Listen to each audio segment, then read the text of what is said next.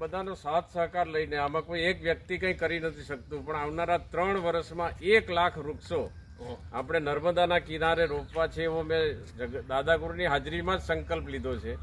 અને મને આજે આનંદ સાથે કહેવાનું થાય છે કે આ 12,000 વૃક્ષો સુધી તો આપણે પહોંચી ગયા છે. કંપનીઓને, એનજીઓને, લોકોને પણ જોડીને મને લાગે છે કે 3 વર્ષમાં આ કામ પૂરું થશે.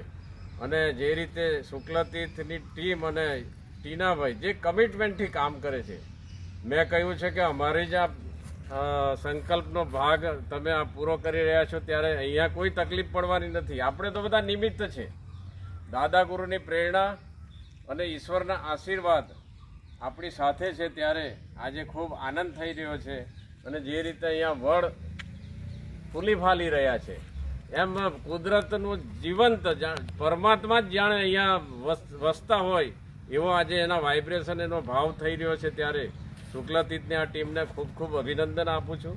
અને આવનારા સમયમાં પણ આ ઝુંબેશ ફક્ત ઝઘડિયા શુક્લતીર્થ પૂરતી સીમિત નહીં રહે. સમગ્ર નર્મદાનો કિનારો આપણે પકડવાના છે. અલગ અલગ ટીમો બધી જગ્યાએ કામ લાગવાની છે. ત્યારે આજે દાદાગુરુને અને ભગવાનને પ્રાર્થના કરું છું કે અમારા આ શુભ સંકલ્પમાં તમારી ઉર્જા ઉમેરાય અને અમે તો નિમિત્ત માત્ર બનીએ, સાક્ષી ભાવથી અમે આ કામ કરીએ અને એમાં સફળતા મળે, એ જ ભગવાનને પ્રાર્થના. નર્મદે